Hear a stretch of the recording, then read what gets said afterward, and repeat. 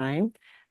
We are going to get started because Gabriel has a full presentation for us today. So without further ado, we'll get started. But Gabriel Maldonado is a community organizer and activist serving as founder and CEO of True Evolution, a public health and housing organization dedicated to LGBTQ plus youth, senior, and homeless populations since 2007.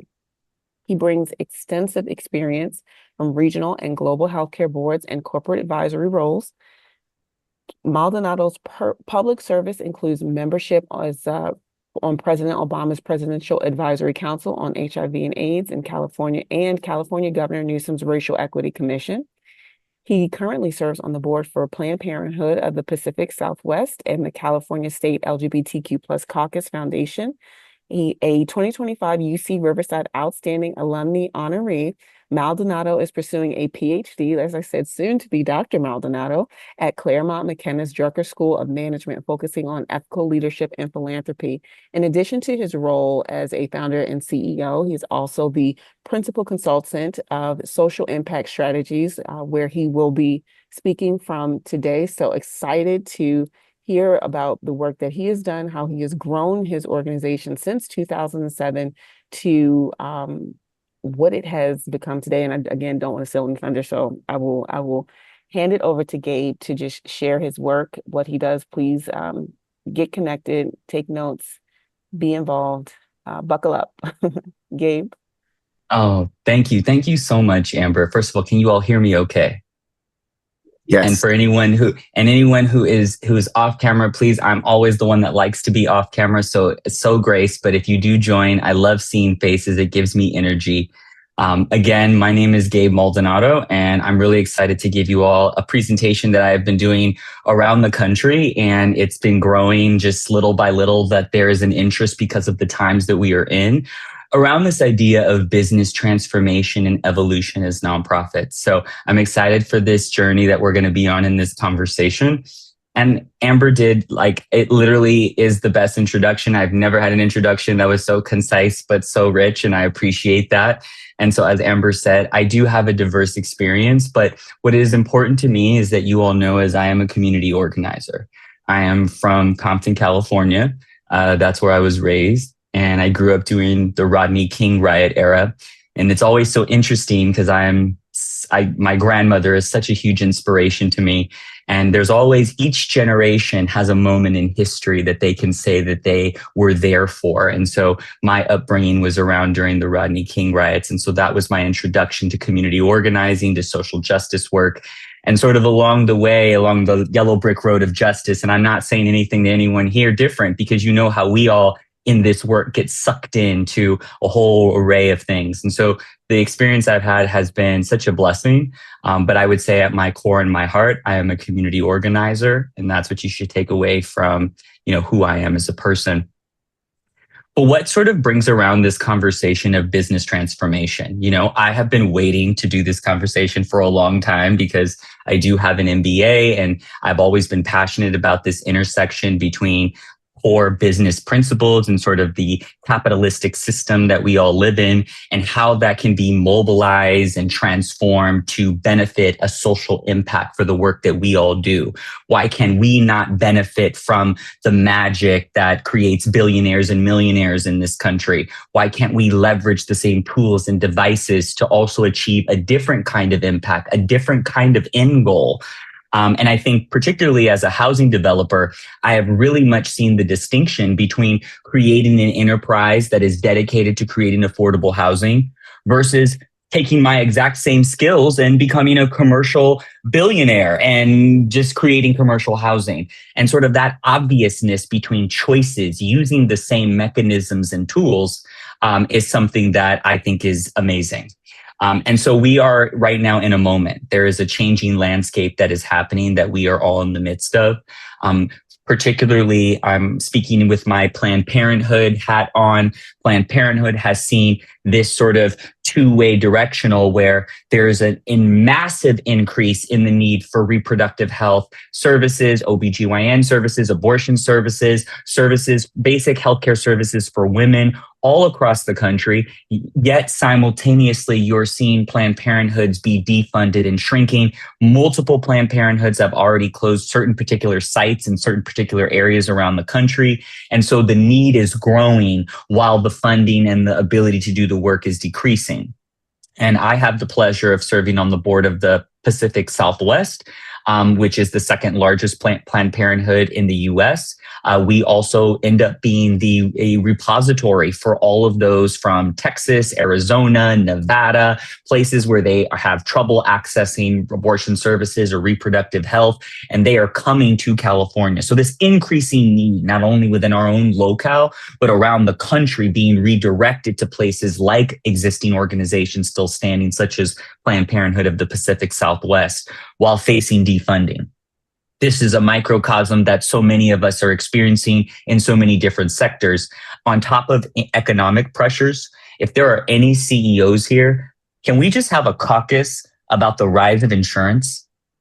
Can we just have like a separate meeting, like a separate committee breakout subcommittee discussion about how just the simple fact of just existing before you even do anything, that has dramatically skyrocketed, from our general liability insurance, the cost of, in California, we have certain, minimum wage requirements far greater than our counterparts in, say, Louisiana or Mississippi.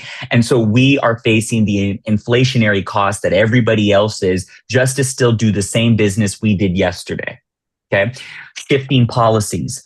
I run an LGBTQ organization. And it is very interesting because I'm not really sure what is fact and what is just Instagram. But I believe my staff are no longer eligible for the public student loan forgiveness program until somebody challenges it in the court system. But they have moved forward on saying that the public student loan forgiveness program is not eligible for those that work with LGBTQ organizations. Now, whether that materializes, but the simple fact that it has become a part of the agenda is in and of itself makes the very work we do criminal. And those of us that do immigrant work or immigrant justice work or abortion services work, we are all becoming criminalized before our eyes. And so that is a very different proposition than where we were yesterday. And then on top of that, this whole smoke screen of waste, fraud, and abuse has created, and also the real truthful parts of waste, fraud, and abuse. Both of them are confluencing to create an environment now where the accountability that we are now experiencing is far greater than anything any charitable model prepared us for. So we were not prepared for operating like a full slate corporation. We were under a different assumption of who we were. And so now the cost of that have compounded in our ability to do this work. So to kind of lighten it up a little bit, Amber mentioned that I am in my doctorate program, which I'm very excited about because it was a big decision for me. And I was very nervous not having been to grad school in a decade. And so I was a little worried that I didn't even know how to sharpen a pencil, or that they don't even use pencils anymore. We just speak now what we want to write, and ChatGPT does it for us. I had no idea that I'm in a class with 20-year-olds, and I, just don't even know where I'm at. But I love the idea of becoming a professor. And I was always captivated by Annalise Keating's character in the TV show How to Get Away with Murder.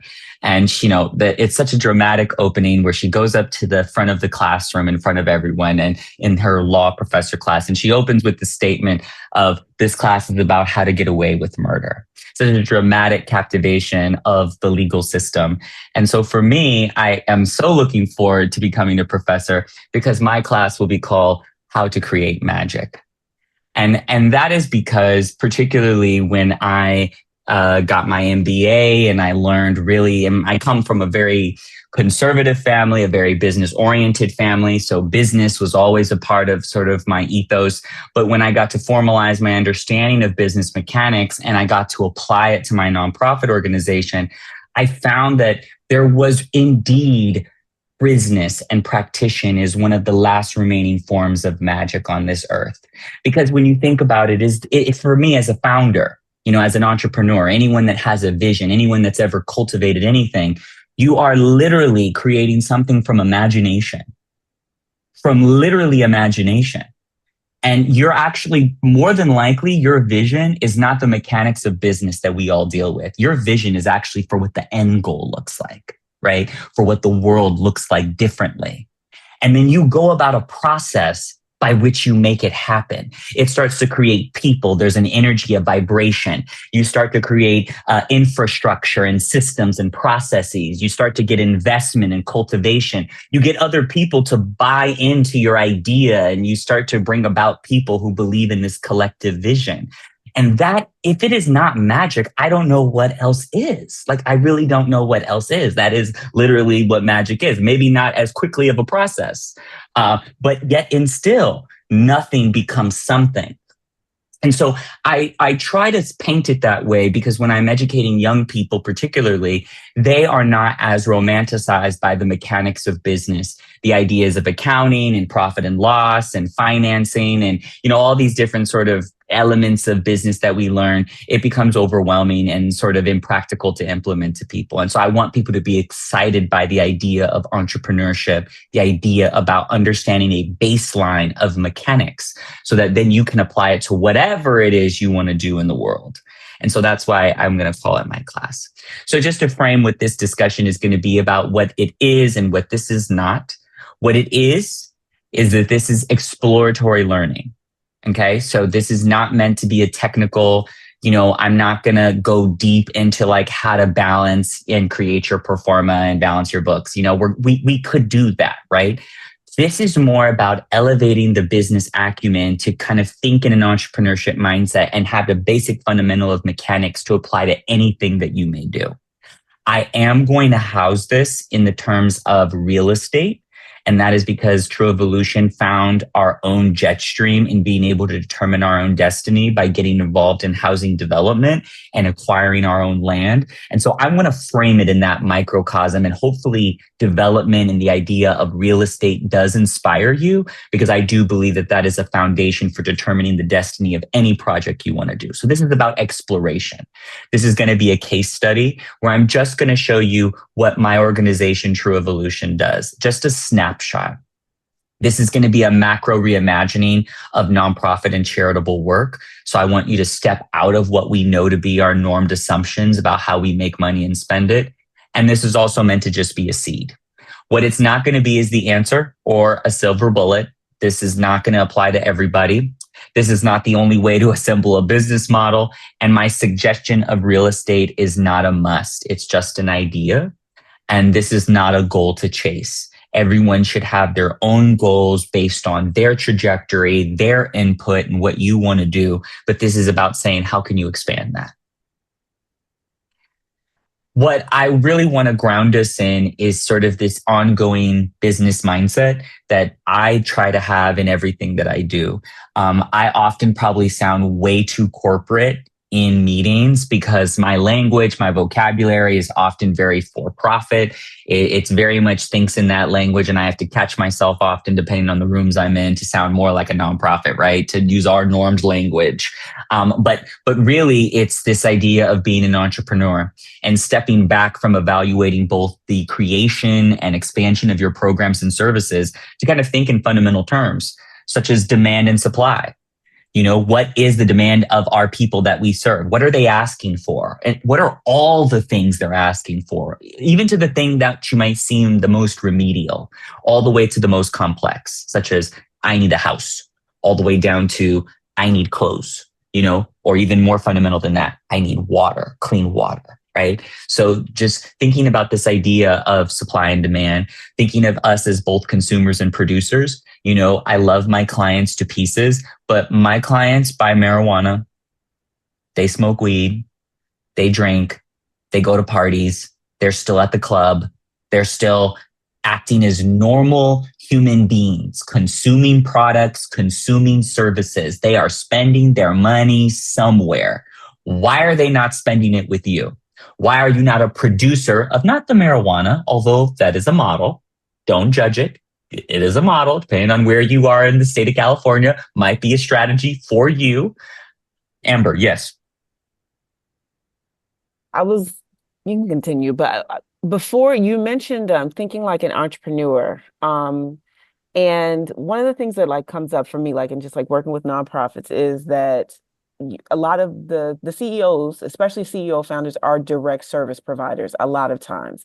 And you Yeah. have come up, I think you've done, I feel like your education has been both and. So you've cultivated kind of both that entrepreneurial component in addition to the community organizing component. But I guess what in your experience has helped CEOs kind of shift into this entrepreneurial brain, kind of that mindset while still holding the foundation of the direct service.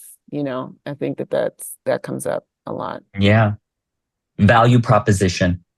The Mm, value proposition has to be clear and present for every CEO to spark their own motivation to want to invest in deep diving into how they can be more entrepreneurial and business innovative. And, I love going down case studies, which I will not because we will be here all day. Because if I start doing that, I will go down 8 million organizations that I'll start giving you ideas around.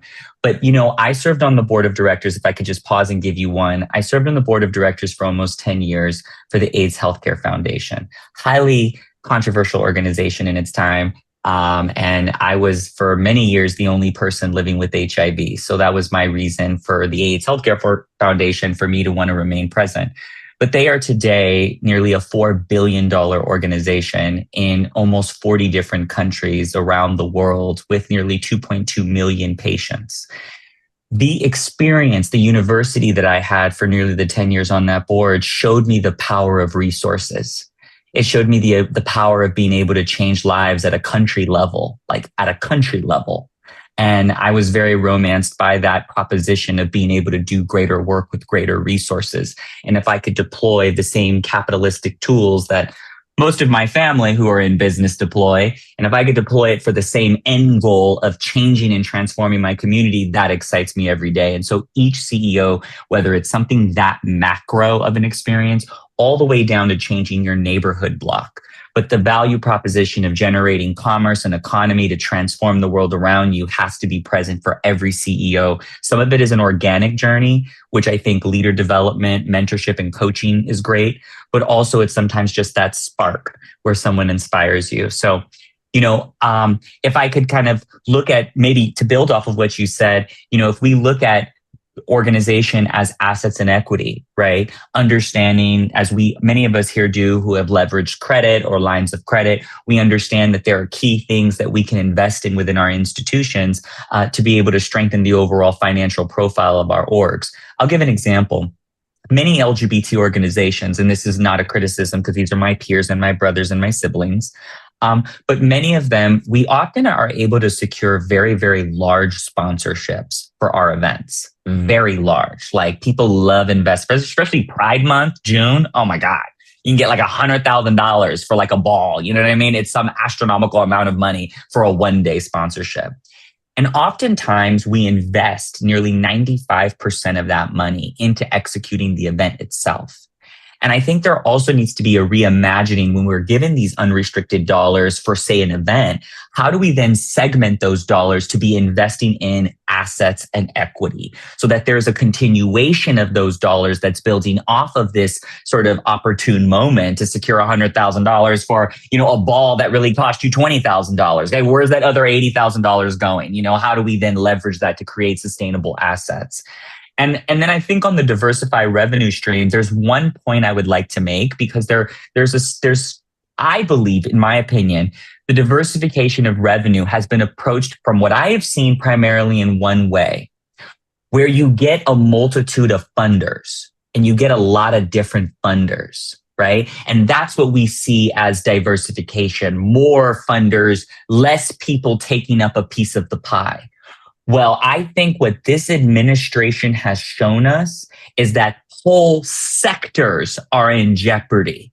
whole sectors are volatile, whole sectors are indeed precarious. And so, how do we then begin to look at the multitude of things we can do, thinking like an entrepreneur, assessing all the demands that our constituency have, and then creating a sort of social impact programmatic response that looks at multiple sectors so that if a particular sector for natural market forces or because of imposed policies or because of instability or honestly because of the zeitgeist, I mean, how many of us here who fundraise for a living, funders just, baby, it'd be like, what's today's flavor of milk? I mean, so it's oat milk one day, coconut milk the next day. Then they wanted lactose. I mean, they change every 5 seconds what is the strategy and what it is they deem to be worthy of the dollars, right? Gabe, you make me think about the Wiz. It's like today the color is green, it's like, okay, and today it's Tomorrow. red. You know what I mean? It's just literally is like being at the right place, the right time, sending the right email, being that, It, like it, on, constantly. It is, but you're right. It just changes. it's so offensive to me on Mm, behalf of those who do work, right? For mm. those of us that do the work, it is quite offensive because here we have an instability brought about priority and choices drawn out into these long positions, and we are expected to do work and stabilize cash flow. So really it's looking at and mapping out the diversity of sectors that you could be tapped into. And then it's also what I kind of mentioned earlier, this connection between demand and supply, looking at what your mission statement is, who your population is, what are the needs in their ecosystem that then create a demand that you can then fill that is aligned with your mission. And I have an organization I'm going to bring up later to kind of talk about that. I want to dive in a little bit to the macro, kind of like this microcosm of real estate development, because this is where I found some particular freedom in its work. Land ownership in general, even for those of us that come from any kind of social justice orientation, we know that land and the acquisition and the colonization of it and the pilfering of resources and the displacement of indigenous people has all been the fundamental cornerstone of capitalism. And so when we can then begin to reclaim and own land and then develop our ideas and start to put together our concepts for innovation and impact, resting it inside of the ownership of land, I believe is fundamental to our freedom. It's fundamental to our liberation. So for me, I like this idea of becoming from a tenant to an owner, having a sort of self-reliance on your own, say, sustainability rather than this, independent owner who you rent from. We kind of talked about this asset and equity building. And so there's no greater asset, particularly for those of us in California. I mean, you could just like walk outside and paint your house and it grew in appreciation. I mean, even with fluctuations in the market over a 10-year trend, we always see great appreciation here at staggering rates in California. So asset and equity building serves your organization as well. Stability for services. What I kind of like about this covenant agreement that I have with the funding I received, it's a 50-year covenant agreement. I will be like just about like 90, like just under 90, 89. I'll be 89 in like 50 years. And so it's kind of like, or yeah, no, 79. I'll be 79. And I will definitely not be working, whether it's at that age. I hope to pass on the torch. But what I do hope is that my services, my impact, my work continues to live on past me. And so even having a covenant agreement that mandates this land that we own be used for housing services ensures a continuity that the work and the legacy of what we do will live on. And I like that stability. And I've also found, particularly, I will say, when you do mixed development, so this is a combination of mixed use housing, affordable housing, commercial housing, public commercial spacing, public spacing. When you mix all those together, the opportunities for revenue just become through the roof. So I always encourage diversified mixed use projects. Gabe, Yes. question. Um, for a, and I, if you're going to get to this, scratch it, but for a smaller organization, so this is a big project. Like this was a $22 million undertaking and honestly a landmark project for the region. So I want to highlight that and celebrate that. But for an organization that has a smaller budget, let's say under a million, Mhm. is this even something that you should be considering? Maybe are you like, hey, plan for it, or Is there Well, a let's best just time to get involved? let's skip a slide. Remember, I told you Okay, that's all why I right. wanted to share screen because I said we might skip slides. Let's skip a slide because I think it's great to follow up on Amber's question, which is the next slide. And I can go back to have a vision. These are sort of the steps that I'm going to go through of what I think are what I call my 8 steps. The 8 steps that I feel for developing and determining not only whether you should be a developer, in what role should you play? This is feeding to Amber's point. And then how you should go about it. So these are the 8. So the first one, and just so you have it down in the steps, it's have a vision. But I'm going to skip it and come back to it. We'll come back to it. Don't worry. Have a vision. So the second step is to pick a path, know your role. And this really is where your size, your capacity comes in. I'm going to give a little perspective though, even though Amber's saying this, is alluding to smaller budgets.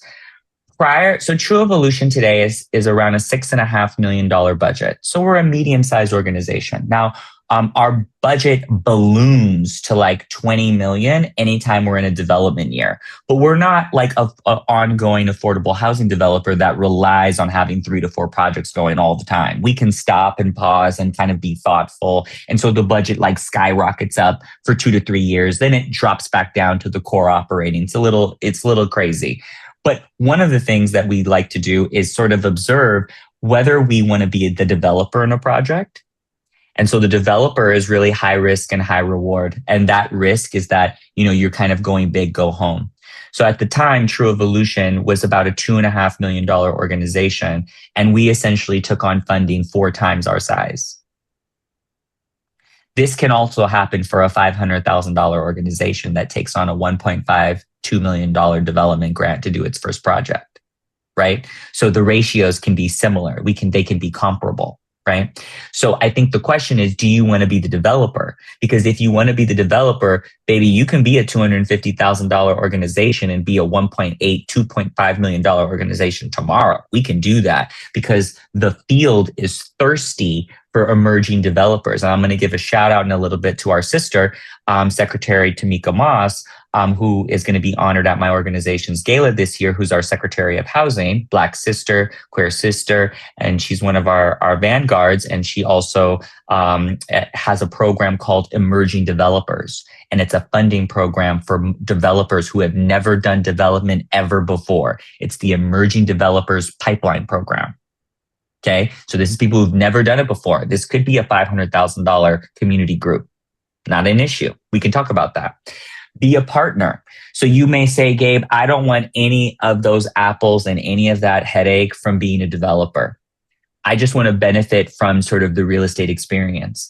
So you could be a partner, meaning I'll give an example. I consult for an organization, Harlem Pride in Harlem, New York. And Harlem Pride is going to be having the Harlem Wellness Community Center. And they partnered up with the developer that's designing a $30 million building. And they were able to secure through funding and through collaborative advocacies with the state, they were able to secure 5 million. Now it's only 5 million. Can't do nothing with 5 million in New York. But when they put that 5 million with this developer who was really building a $45 million project, he essentially gave them a 100-year grandfathered lease for the entire first floor, which is 10,000 square feet, and they can do whatever they want in it. And now they have the benefit of being in an entire development, and they're building out the Harlem Wellness Center because they just bought a tiny piece of the pie. Now, of course, this is all about ratios. So I'm telling you 5 million versus 40 million. Well, this is New York. You're not doing anything for underneath that. But Harlem Pride is a $200,000 organization. So don't get on, that's what I'm saying. Break out of your mind. There are people with pennies who are stirring this pot. So you don't feel overwhelmed. There are many levels to doing it that can catalyze you to the next level. So be a partner. You can also act as an operator and service provider. So a lot of times developers, they are just affordable housing developers. They're not service providers. They're not community justice oriented. There may be someone in the organization who like is in charge of liaising with special populations, but for the most part, they just build housing, and maybe it is affordable, but they're not experts in our community other than mapping where affordable housing is needed. Like that's their expertise, not like ensuring that these people are well. So for you to come in and partner up with the developer to say, I'm going to provide their workforce, I'm going to provide their housing services, I'm going to be providing their healthcare. And I have a slide later that sort of talks about CalAIM and the state of California's CalAIM Medi-Cal program. So even if you were to just partner with the developer, you have a streamlined population that's coming in to acquire your fee for services that you're billing for back to Medi-Cal and that you're billing to private insurance. And you also have maximum retention. That's one of the biggest challenges with healthcare service providers is retention. But what better retention than you can walk up to their door because you oversee their property management.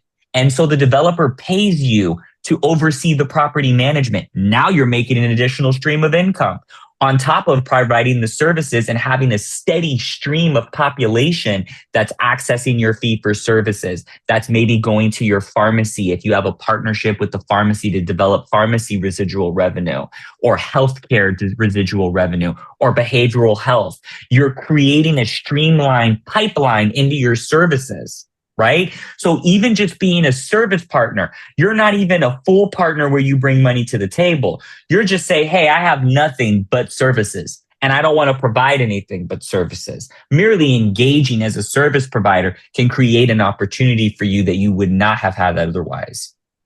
And then finally, you need to assess your capacity. And I would honestly say that it is less about how much money you have, right? Because there's ratios to it. And you can always get involved at a level that is at where you do. And you can also go big, go home. So you don't have to be at your level. You don't have to. I don't think that way. That's not my mindset. I am very go big, go home. So I said, let's go big. And what's the highest I could go? The highest I could go was a $26 million project for a $2.5 million organization. That was the biggest I could do. There's people doing 10 times that size, but that was the biggest that I could muster during the times. And this was during COVID. So we built during COVID. We were COVID developers. That's what transformed us. So there was money raining from the sky. You just had to be innovative, had a good idea, have your stuff together, have your compliance in alignment. And as long as you could show that, the government was ready to give you money. And that is what allowed us to transform. Right? But there are ways that you can get involved even without that sort of catalytic moment that are available right now in development. So I'm not going to spend too much time on this because this could really go down a rabbit hole of talking about you say you want to be a developer. Okay. You say you want to do this work. These are sort of the 4 buckets that every single person who will work for you fits within. These are the 4 teams you have to think about. These are your buckets of where infrastructure and personnel have to go inside of. You have pre-development experts who are really more sort of technical experts about land use and surveying. They sort of review the land. They make sure that you're not building on like a slavery burial ground of enslaved people, that you're not building on indigenous protected land that hasn't been excavated yet. They make sure of that. You have your construction team, which is obvious. You all, I'm sure when you think of development, that's the first place your brain goes to is construction. You have your in-house project team, the people that make sure that the wheels spin, things get paid, that you're receiving compliance, that you're replying to all of your reports, to all of your funders.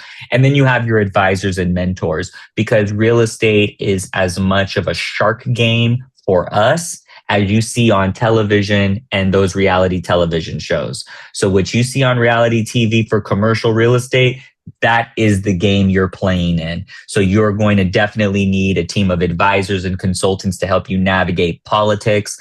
I was trying to build in the city of San Bernardino. I damn near got chased out. I mean, they nearly chased me out, and I'm well connected there, and they all know me, and I know all of their superiors, and their superiors all love me. It's the rank and file politics that sometimes gets you. It's the deputy assistant's deputy under the deputy of the assistant who is the one that signs off on your permits and holds up your project for 3 months, or doesn't want to steer sort a pot of funding to your direction, or doesn't want to approve for, say, you want to do permanent housing, then they will only approve transitional housing, or you want to do transitional housing and they only approve permanent housing, so you got to advocate to get that changed. How do you navigate all that? And so you need mentors, advisors, political savants who understand the politics of housing and development in your local locale. So this is sort of the informal external team that you as a leader should have in your back pocket, is these advisors who can navigate you through the politics. I did tell Amber, and I should have told everyone, I am a lecturer, not a keynote. So I don't give pauses, and I just go. So you have to interrupt me. I love interruptions. Amber was trying to trailblaze with showing that you can interrupt me. So interrupt me, raise your hand, drop comments in the chat room. Please, this is meant to be a lecture. I'm just going to keep going if you don't stop me. Okay, just as a disclaimer. So one of the first things that you should always look at when you're kind of excavating where you want to do your project is you need to check under the hood. We know that phrase with vehicles and looking under the hood. There's no difference with real estate. And the 4 buckets that I would say is, due diligence on the property. I found that as I acquired these 1920s structures that had been converted over the 70s, and again over the 90s, it turned out that all of the foundations could not withstand like above a 3.5 earthquake. It was like original brick mason foundation. So just the not really kind of having that assessed before we acquired the land cost $800,000 for 5 structures, for 5 single family homes and 1 8,000 commercial building. It was nearly $1 million just to redo the floor. So it's important to know that there are surprises that you're going to find in everything. There's also, particularly those of us that are in historical communities, you should look at your environmental protection elements, and then access and infrastructure. So is it ADA accessible? Are you going to be able to have all the different elements that you want there? And so you need to have consultants that do that, check under the hood. Know the rules is another one. And I'm going to kind of go through these quickly because, as you can see, they're very dense and we could like spend all day on just one. So I just want you to have a teaser. I want you to just feel kind of like get your brains going. And so the rules are what kind of can be complex.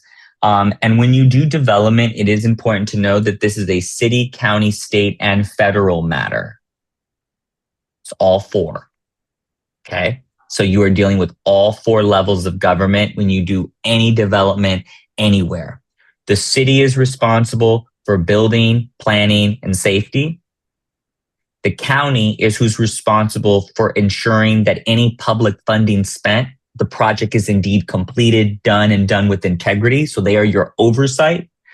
The state is who usually gives you the money. So the state is who usually has the money. Sometimes the cities and the counties have it, but oftentimes it's the state, community, and housing developments that have the big buckets of development for their state, right? So the state has the money. And then the federal government has a number of federal laws that dictate the rules on building. A particular one that I would cite is called NEPA, the National Environmental Protection Act. It's interesting being an activist, right? Because, now that I'm a housing developer, I'm like, who the hell came up with this that made my life? Oh, it's the labor activist. Oh, it's the environmental children. Yikes, so there is a collision in the work, because as you are advocating, you are going to find that people in the climate justice world and people in the labor justice world will sometimes be your oversight, and they will sometimes be your criticizers. They will be your biggest critiques. So this isn't just thinking, I'm liberal and we're doing good work for the people, and therefore this is going to be received well. No, your own people do have questionable oversight over how you go about building even the smallest of projects. So there are many levels to oversight, and part of it is like the National Environmental Protection Act, which looks at a required set of surveys on your environmental study, and that's very expensive at times and can be time consuming. And there's also very few people that do it. So finding an available entity that does these can be challenging at times. Um, Building cost and standards, and this is really around labor. So our good people in labor and the labor movement, they have created something called, that we all know, called prevailing wages. In addition, there is something called trade and skilled labor requirements, which can create complications. So knowing the rules is important. Get your money. And we're going to start talking about money, and I'm going to be shifting into a second part. Once I get through sort of development as a microcosm, I have a little bit more for you afterwards. But get your money. So these are the areas that you're going to need to put money in for buckets. And you know what I can do is I can take these slides and I will put them into a 2-pager and I will send them to you so that you can have them. And so I will organize them into a worksheet that makes it easy to distribute. And I'll make a note to have this in the future. But these are the buckets that you want to put money in. And so this is a multi-phase strategy approach where you have to have pre-development, and then you can move on to construction. Then you move on to sort of operating in this, wherever your acquisition falls, wherever you start off with having acquired land, whether you need to get funding to acquire the land. These are sort of the phases that you will move through when you're trying to build any kind of development. And this is, again, I'm giving you a snapshot if you want to be the developer. This is like you want to go big. You're in it. You're here. You're excited. There are much more scaled down versions when you just say, I'm just trying to be a partner. You don't have to worry about a whole fundamental of that. And I think you might appreciate the slides that are coming. So my last 2 slides on development, you build it. And, obviously we want to make sure, I will tell you this, and this is if you could take anything away from this slide, there's only one thing I would say under build it that's so important: underline, circle your construction manager and your project management team. That's it. You can get everything else wrong. Don't get that wrong. And the reason is because as affordable housing developers and those who do it for the public, you can achieve what's called a developer's fee. Now, developers' fees range anywhere from 8% to 15%. I had a 10% developer's fee on my last project, right? So we had nearly a $25 million project, right? So what does that equal? 2.5 million. So then I got 2.5 million, right? No, I only had 700,000 in the end. And the reason is because there were, well, first of all, and I don't blame the project managers too much because they were dealing with COVID, they were dealing with price inflation, but essentially your developer's fee comes out of any net savings that is achieved from the total layout of your budget. So you put your developer's fee in your total budget, but let's say you go over budget. Let's say that person in the permitting department at the city has a hair up themselves and they don't like you for whatever reason, and they hold up your permits for 2 months. That additional cost for your team, for insurance, for continuing business, just waiting for approval, that's going to eat at your developer's fee. And so you can lose out on what your total developer's fee could be if your project management is not perfect and that there isn't someone who knows how to like really assess a cost for building materials and who has like a ongoing bench of strong subcontractors. That's going to be important. So if you could take away anything from this slide, project management and your construction manager is like, that's got to be the person you trust with your baby, because it is. So this is the last slide for development, and this is called Be Ready When They Come. And this is sort of having your operational plan in place. This includes security, which right now for a lot of us that do a variety of work, security is becoming more and more of a concern for a lot of us. And, as someone from the Planned Parenthood world, reproductive health and particularly abortion services has been under attack. And we had a car bomb that took place in the city of Palm Springs, and an abortion clinic was bombed. It wasn't a Planned Parenthood clinic. However, a Planned Parenthood clinic did have a Molotov cocktail thrown through it.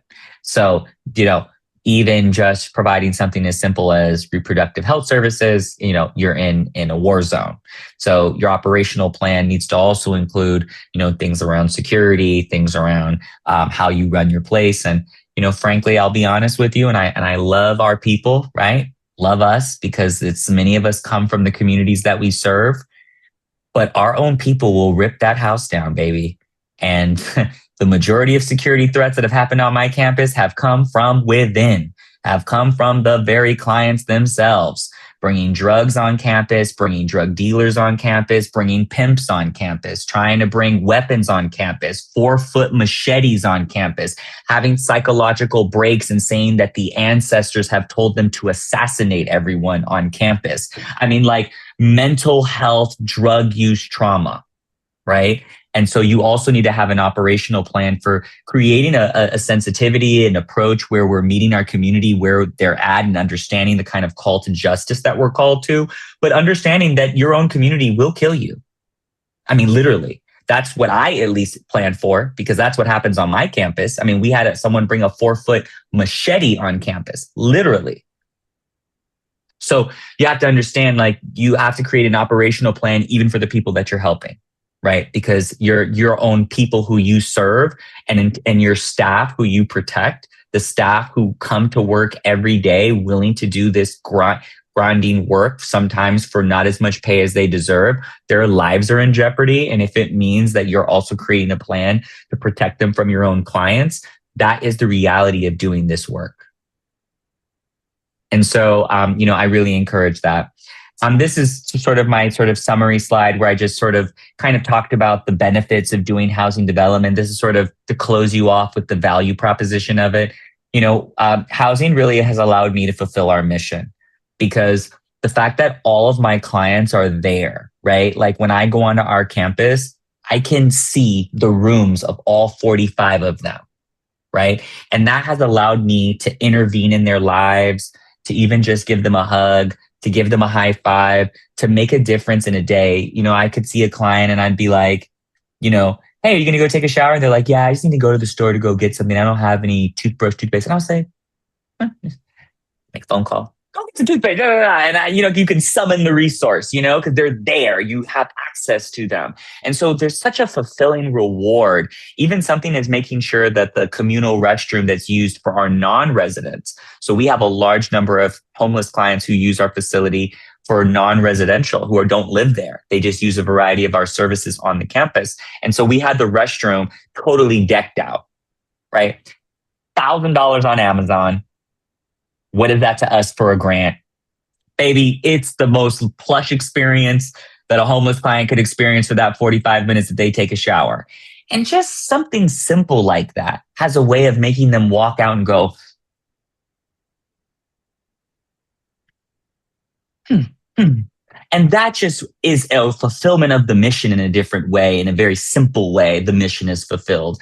You develop new skills and partnerships, because when you develop land, all sorts of people come out of the woodwork, all sorts of things that you didn't even know. People, players, companies, corporations, entities, structures, systems, grant funding, just things just start materializing when someone knows that you're here to build physical infrastructure.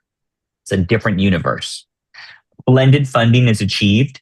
The United States is so desperate for housing, and the governments are so desperate to house their homeless, that I essentially tell them, this is my model, fund it, or you don't have to. And they always fund it 80% of the time. When you go to government saying, I have housing, however, this is what I do. I do this, I serve these people, this is what's going to happen here, this is how this is going to go. You don't have to house people here. It always goes my way, because they're so desperate. They're just so desperate to say that they put a body in housing. It allows you to create a blended funding stream where you're not just sort of creating the program to fit the grant. You're saying, this is my program. Come if you want to fund, and they will come because they are desperate to put a body in a bed. The power we can reclaim is amazing. And I've seen it. I've experienced it. I am experiencing it. And I love the feeling it feels to be a housing developer and to walk into a government office. It feels amazing. They look at you differently. And so I wish that for all of us, even in the smallest corners of our neighborhood. So this one is as I did a microcosm on Michigan. I'm going to be doing a training for Michigan. Oh yes, Amber. Quick question, Gabe, just because I know we're coming up on that 1 o'clock, and I think a couple people may Yeah, have to jump. Just if there are any sure, questions, there was a question in the chat. Any sure. comments? Yeah, I let's just go wanted to for it. pause. Yes, I'll read. please Okay. come on. Okay, I was going to read the question about that Janet had, but Janet, if you wanted to come off about the cohort. Sure, I'll come off mute. My bad. So I'm actually looking to learn more about developing. So when is your cohort that you're gonna have to teach us more in depth about this? I love it. I love it. We just created a whole cohort. You know what? If I can be honest with you, I love this stuff. This could I tell I can everyone who tries to get tell. me to I do, can oh, tell. I Let's love it. do it. I love teaching. It's my passion. I found a whole passion. Like who knew I was a CEO and I really wanted to be a teacher all this time. But, I mean, I enjoy it so much because it has set me free. And it really has. It has given me a life that a little boy in Compton who, was a C average student and, just this work and implementing business and social impact has made me feel both a sense of purpose and has created economic freedom for me simultaneously. So it just shows Mm-hmm. that it is possible, right? And so I would love to Mm-hmm. do this cohort because to be honest with you, this is really a 2 half-day summit. So I kind of condensed this, but it's really meant Oh to yeah. be 2 4 hours Oh, you because mean we, like a 6 month cohort? Come on now. We need time. We need to okay, learn hello. this with I real mean, life application. Come on now. Come I on, mean, Gabriel. because I This have sounds like you have somebody examples. who wants to help you budget. They want to help you get funding to I teach will this to do. the Let's do community. it. Come on, let's. I Yeah. My people on here who know me know I'm serious too. We not. I'm not playing no games because I just said in here, also in the chat that I have apartments vacant that I just rehabbed. I need to refinance, as well as come out of that construction loan, as well as I want to put mothers and children in it because I've had it posted on Zillow, and the message is clear. I need another market, not just to anyone who's looking for housing. I'm a doula, so that's why I'm like, oh, the people on here can tell you when I okay. say it, I'm serious. Like, let's do it. I'm for it. So I wanna on that note, because if people have to jump, I want to jump around in my slides a little bit. What I want to just do, if people can hang on, 2 slides, one on fee for service, because I want to go off of what Janet just said and sort of pull from that. And then I want to close on social enterprise models. The meat of what's in between is me just showing you my model of what True Evolution does and how we do it. And I kind of show like our property and stuff like that, which I can go back to that if we have time. But I really want to show you these two. So fee for service. So as part of your overall revenue stream, I want to take grants and I want to put them way over there because we don't want to be dependent on those. We don't like Mhm. those. They come with all kinds of power dynamics. They're hard to get. We have to kiss butt, all sorts of things. We're competing against each other. It creates awkward power dynamics between one another. It's just, we don't want to deal with that. We will take that for only two purposes. We will only take grants for augmentation and capital purchases. That's it. Other than that, we have no interest in grants. What we have an interest in is determining our own destiny. So one of the two tools that I like to use for doing that is fee for service. So for those of us that are in California, I believe we all are. We all are California, Amber? Everyone here, California? California cohort? Yeah, okay. Yeah. Perfect. Excellent. We're winning. All right. Because we live in the great state of California, we have a mechanism that the rest of the kids do not. And that is the fee for service tools that are available to us across the state. Particularly, I'm going to hone in on Medi-Cal. And that's because a bulk of the population we serve, I think some 40% of Californians, I think, might be on Medi-Cal. I think it's some crazy number, like 40% of Californians are on Medi-Cal. So a huge portion of who we serve are Medi-Cal beneficiaries or those that may be deemed as below the federal poverty level for a certain percentage.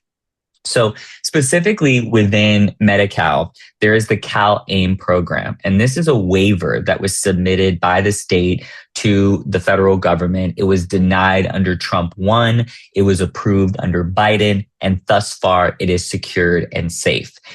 So far, we're good. There's just a lot of rules, regulation, oversight around wastewater and abuse that's making the machine move a little slow. But the actual structure of the program has not been attacked yet. There are a couple of areas, and I just went ahead and cut to the chase. There are 4 areas that those of us that just, baby, we don't do clinical work. We don't have an MD. We got a budget of $500,000. We just trying to make sure that the children can get to housing. They know how to get to their doctor's appointments. They know how to get healthcare services. They know how to get insurance coverage. We're bread and butter. That's all we are. Because that's where I am. All right. These are the 4 that I think is our area of opportunity. And actually, I'm going to reverse the order of them, because if you go from the bottom to the top, it's the easiest to the hardest. So the hardest to the easiest is this from top to bottom. Community health worker is a category that's super easy. It's a solid reimbursement. You can build a little army of people that are certified, what's called CHWs. There is a certification for it.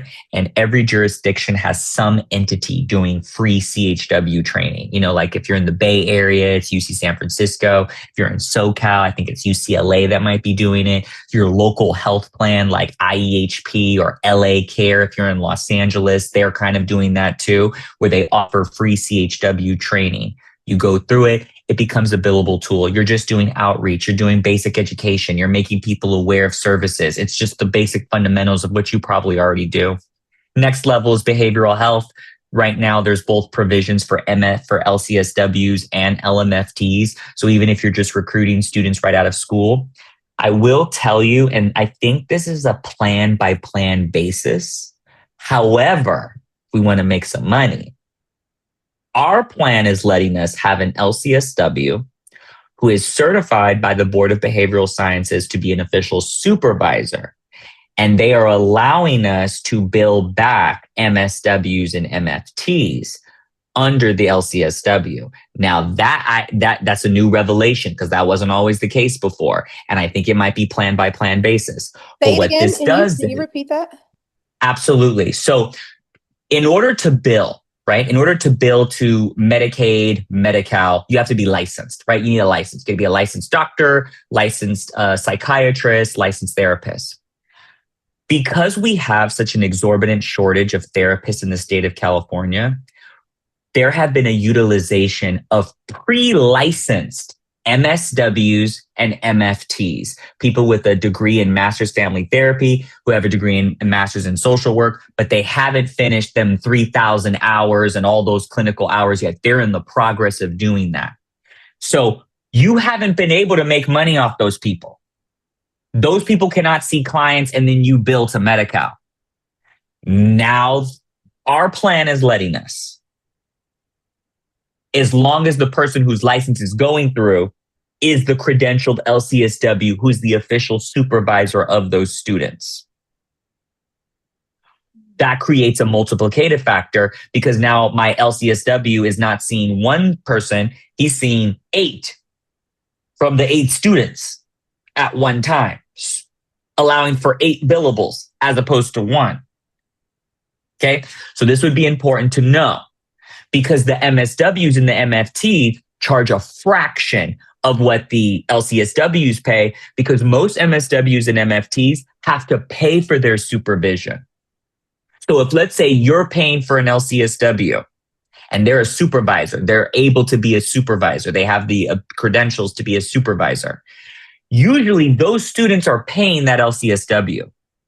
If you're paying that LCSW to be their supervisor, they will work at like $25 a session. And you're still billing the $150 a session that goes back to Medi-Cal. It allows you to afford your LCSW, who's making a full salary. Okay. Because they know what their license gives. So they want money, $85,000, $90,000. But if they can manage a team of 8 to 9 MSWs, MFTs, you're going to make that money back real quick. Okay, so behavioral health is also another opportunity simply by looking at MSWs and FTs. The next one is community supports, and the category we do is housing navigation. This is essentially case management for housing, helping people to get into housing, retain housing, administering their deposits, administering their rental assistance, et cetera, right? That pays $535 per capita per month. So it's just a flat $535, one person per month, and you only need to show 2 entries into their medical record system. So you worked with them the second week of the month, you worked with them the 4th week of the month, you had a 45-minute, 1-hour call, you got them logged into Section 8, they registered for this happened, okay, you bill, boom. And usually you should have anywhere from 20 to 30 clients per one case manager. So that's 585 times 20 for one case manager. Okay, per month on a 12-month authorization. Okay, so that's the next level because you got to actually have a record system now. You got to have case managers. You got to have some kind of a EHR, electronic health record system, some sort, and then enhanced care management. And all enhanced care management is the addition of 3 positions. It is a community health worker, a mental health therapist, and either an RN or an LVN. And they are one team. That is one ECM team.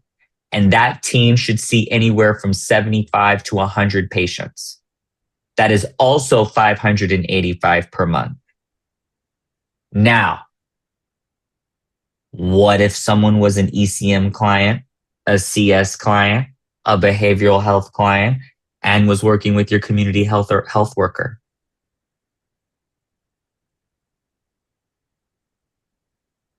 We adding up numbers now. So now it's 585 plus 585 plus 150 per session times number of sessions per month per the per capita fee for community health worker. And that's for one patient. That's just one patient. So now you become less overwhelmed because now you don't need 1,000 patients to make this math work. You need 50 patients, but they're all going to get all of your services. They're going to be wrapped into your full wraparound services. You don't need 100 anymore. You don't need 200. You don't need to build a big building. You could have a 40-unit doula in residence transitioning home for 40 folks, and they're all plugged into those 4 services, and that generates $50,000, $60,000 a month for just those 50. And they are still paying an affordable housing rate rent to cover the baseline expenses of overhead of the unit. So they're still paying $750 a month, $850 a month, something reasonable that's in California, but you're just subsidizing because you're providing their wraparound services. And then 40 is generating you crazy money. Now, before I just back up to social enterprises, I didn't put something in here, and this is big time money, but this is where you got to be ready. 2 areas. One is if you're willing to do inpatient substance abuse. Okay. So now we have a room, apartment complex with 40 rooms. It's the doulas transitional midwives residency program for those that need doulas or midwives. This is for them. Okay. 5 of them are on drugs. They have to get off because they're pregnant. We need to get them off. And they know they need to get off. And they're like, we need to get off because we need to have this baby. Of those 5, 2 of them have private insurance. Those 2 are making you $8,000 to $10,000 per room per month on a 6-month authorization. And we only need 2. Just 2. Now you're generating $16,000 on 2 people per month in those 40 units. And that $45,000 you're generating a month now has just become $60,000 a month because you got 2 or 3 substance abuse inpatient folks. And all you need is a contractor, a psychotherapist, or an MD. Okay. The second one is anything pertaining to HIV or prevention care, which is also an element when you think of women who are pregnant. I mean, I'm stuck on that, but I've been working with doula and midwife organizations a lot lately, and so I have them on my mind. But Yeah, that's this even with audience, so you're in the right space. oh, okay, Yeah. good. Okay, good. I wasn't sure what everybody did. Okay, but yeah, I've worked with a few, and so in out of the state, other states, but trying to do housing development, trying to do this work. So even if and I know that the importance of getting a woman sober during her process of pregnancy is like so instrumental if you are a user of substances. So why isn't supply and demand, going back to business models, why are you not creating the supply for the demand of helping women achieve sobriety while they are pregnant, and then making the $8,000 to $10,000 per month for the 6-month authorization on the Aetna Blue Shield insurance plan, and putting that in your mixed revenue? Okay, now let's kind of close with social enterprise models. And yes, Amber. I meant to put a clap emoji. No. Okay, sorry. Yeah, All so right. this is kind of wrapping up sort of the technical aspect of this training. And as you see, I even skipped a lot. So this really, we could go on for like forever. And I rushed several slides. So, we could really deep dive so many things. But social enterprise is this other way outside of fee for service, because fee for service is really more of a technical, exercise. It really is, you're providing direct service, you're involving licensed people, you're offering something that may be science based or something, medical based, that you're offering. And so that's technical experience. But there's also social enterprise. And, many people here may know Homeboy Industries, but I feel like they need to start giving me a check because I have been preaching them all over the country. But Homeboy Industries was founded in 1968 by Father Greg Boyle. And it was in the late 60s, early 70s, during a time when individuals were both getting incarcerated. And this was the beginning of the waves of mass incarceration that really crescendoed in the 80s and throughout the 90s. But really, this was to address recidivism and incarceration and those that were coming out of prison that could not access stable jobs. And so they started off by making tortilla chips and salsa. And then tortilla chips and salsa. I used to live in Culver City, next to the Culver City Equinox. And, I go to the bougie Whole Foods there, that's like on some kind of like corporate entertainment building. It's like at the bottom and it's like super bougie.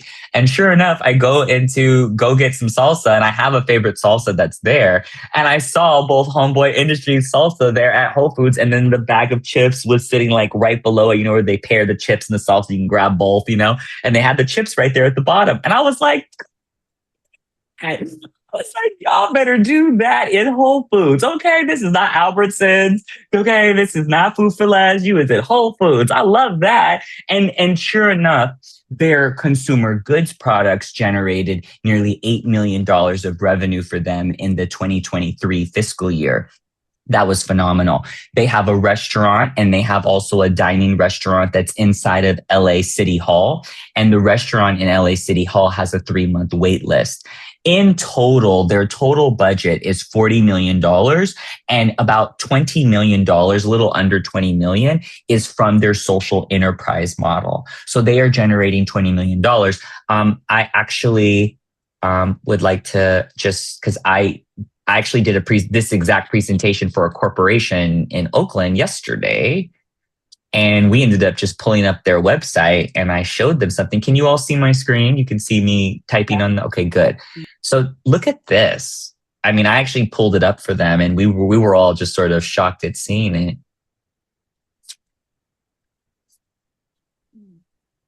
Look at the number of social enterprises. They have a bakery, a cafe, they have a catering business. This is the diner at LA City Hall that I told you about that has a 3-month wait list. They have electronic recycling, a farmer's market, a mini grocery store. They do media and entertainment for their community. They have a merchandising store. They do dog grooming, silk screen embroidering. And then I think there's another tab that shows that they have tattoo removal.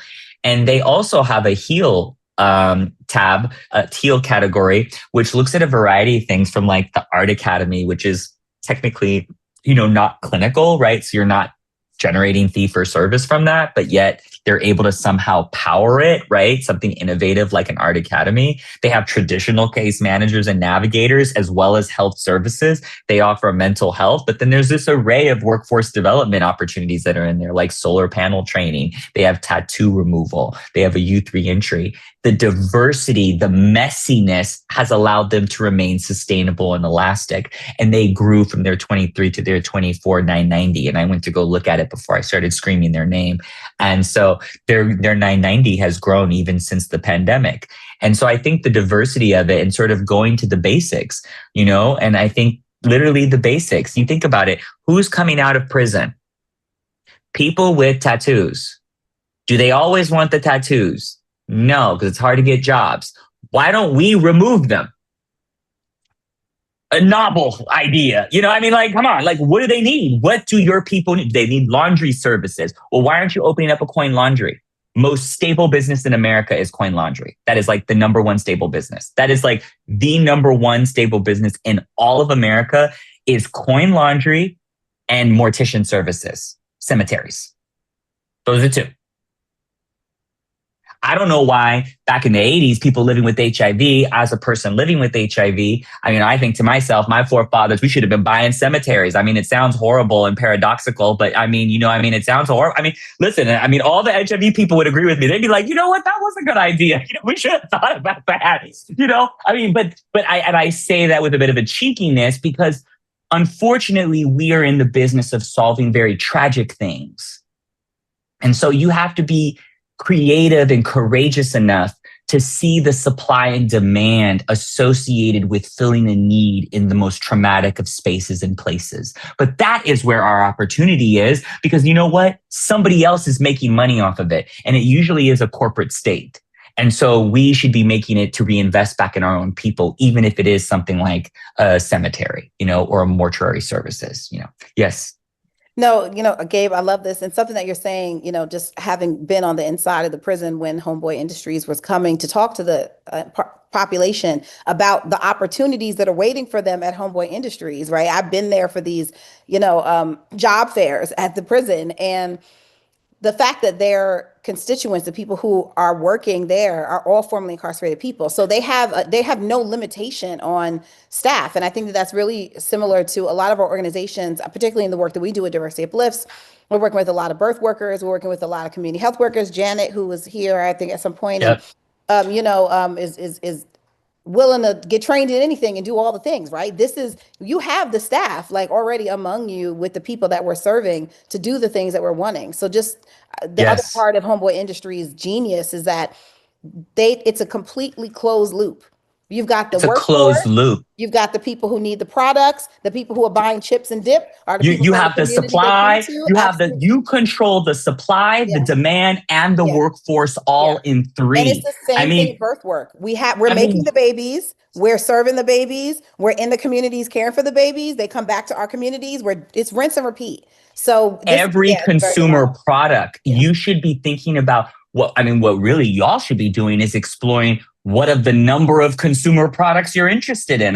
The number of consumer products you have at your disposal for ideas and innovation is limitless. We could go down a rabbit hole all day long about products specifically for those that are birthing people and for women and reproductive health and birthing services and abortion services as well on the other side, and sort of the postpartum mental health element of those that may have to require some kind of abortion services. There's so many elements, from creating widgets to creating experiences to creating places and spaces that are for commerce and buy-in and participation. And people will do it. People will buy. And this very notion that poor people have no money to spend is just such a cyclical, stagnating element of, generational poverty. The mindset that somehow we don't have money to spend when we see poor people, middle-class people, we see them spending money. They're spending money. It's happening. But why are we not creating and filling the void for their consumer needs? Why are you letting those that seek their harm to be their only option? That really is the call to action travesty. And I'll get to my sort of closing slide and how we look at ourselves. And I sort of here look at, looking ahead in my organization and the different things that we should be taking in from capacity to continuous learning, growth plans, the advocacy that's needed. But this is sort of where I close, because one, I think it's important that if we take anything away from here, is that everything should be about strategic business. You should see everything in terms of supply and demand, producers and consumers. You should use that to fuel your innovation, allow you to adapt. I think about, one of the Darth Vaders themselves, Elon Musk, who started off starting PayPal. So he's a finance guy in financial institutions. Then he runs Tesla, which is going to make him a trillionaire now, allegedly. And so now he's an auto manufacturer, and then he goes into space, and then now he's in telecommunications and defense. So it's why is it that the imperialist, corporatist, capitalist state is not the only ones that have the ability to be ambidextrous, multifaceted, to take advantage of all of the tools of our system? They do not own those tools. We can leverage them as well. And so we should use them to innovate and to adapt.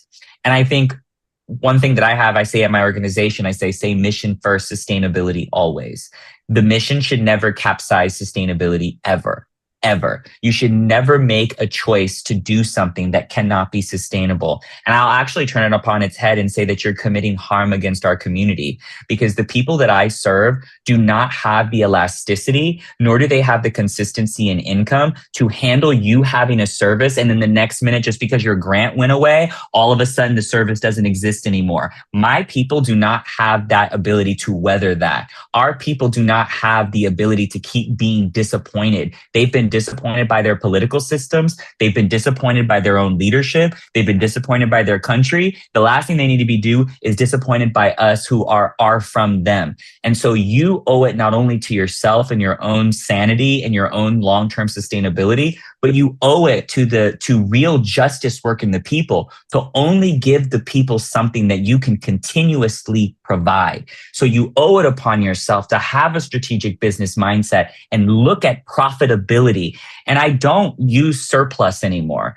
I stopped using that a long time ago, and I'm okay with anyone criticizing me. This is about profit and loss. That is the true nature of this work. And so we're not going to say surplus and deficit, because it's just platitudes to people that think we're charities. We are social enterprises. This is about profit and loss. So mission first, sustainability always. And then I just want to close with this before I give the call to action, is that, my PhD is not in systems or frameworks. I served in the Obama Advisory Council, and I was chair of a very important committee that put a lot of key elements into the national HIV/AIDS strategy. And I was over the disparities section, which really highlighted all of the special populations that we represent. That was my chapter that I chaired over.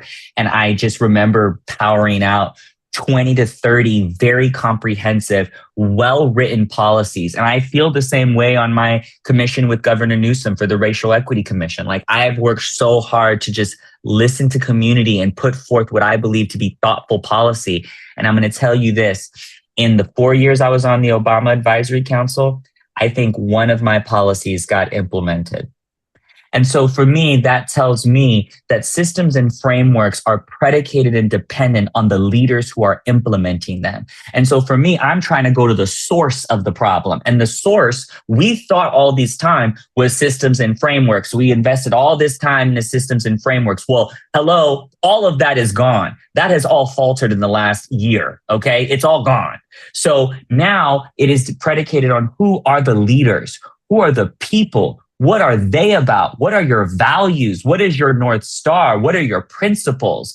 And so for me, I think as leaders, it is more incumbent upon us to focus on the development of our teams, to identifying and recruiting the next generation, to being focused on your management style and how you show up, how you cultivate leaders. I've learned about 18 different frameworks of leadership development. 18.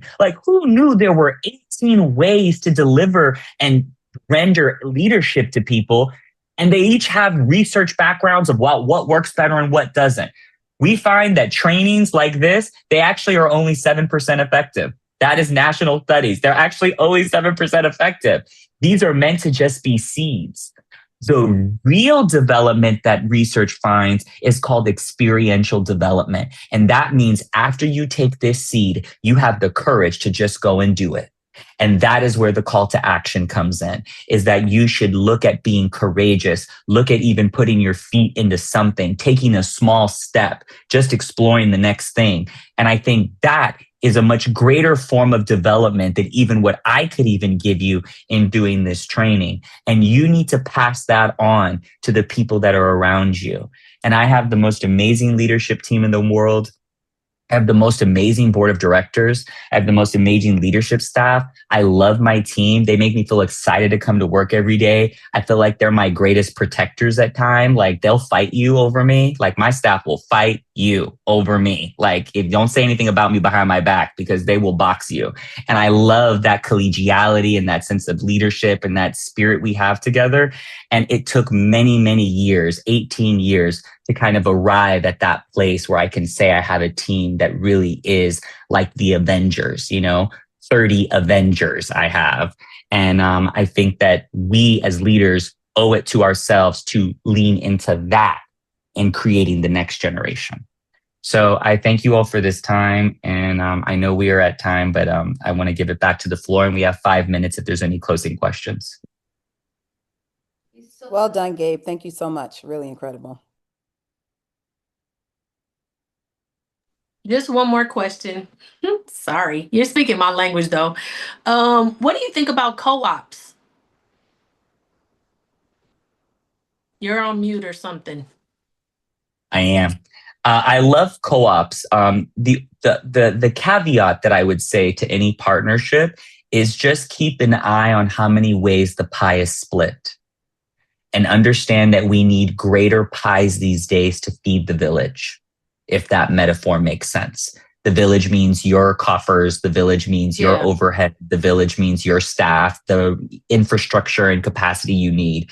And I sort of hate saying that because I sound very anti-partner a lot of times, because whenever I'm asked similar questions, I sound very anti-partner. But it is only because the cost of business is so high that if you're going to partner, make sure it is a really, really worthy one that is going to return on investment to you. You only partner when it creates multiplication. Mm-hmm. But that's the kind only of the time you system partner. that you were already showing us, that it could be a sustainable co-op if we're billing Medi-Cal in that same fashion, like you were saying. Okay. Absolutely. Yeah. And a perfect example would be if, let's say, there's a more healthcare oriented partner and there's a mental health provider who really is like in mental health from like a psychiatric perspective, which is his own bailiwick. It's its own sort of universe. And those two partners came together. I think that those two partners could generate an enormous amount of revenue in cost per square footage, with the two streams of revenue, one entity providing more of your core medical services or sort of or clinical services, and then you have another partner that's focused more on psychiatric and substance abuse treatment, for instance. That would be an excellent example of multiplication. Okay. But I'll be waiting for your cohort. I'm ready. And to that point, Gabe, I think, has been as brilliant, I think, as we can all agree that he is, a little modest about sharing his information again, because I think that there's such an appetite for all that you have to share, Gabe. But we'll make sure that we share his email. So if you are interested in connecting with him and engaging with his work or learning from him, I think as we all have done today, please feel free to reach out. He is not stingy with knowledge. He is very giving of his time. He's earned the information that he has shared. So Gabe, thank you again for being present, for being available. I know that you are in demand and for good reason. But just thank you for being here. I appreciate you. No, I thank you all for inviting me. It's very, very humbling, and this is new for me. So I am newly training and sort of talking on these things. So I appreciate you all giving me grace and space. Our Phenomenal. pleasure. Yeah. Our pleasure. I'm Josh excited. Josh is going to be sharing a survey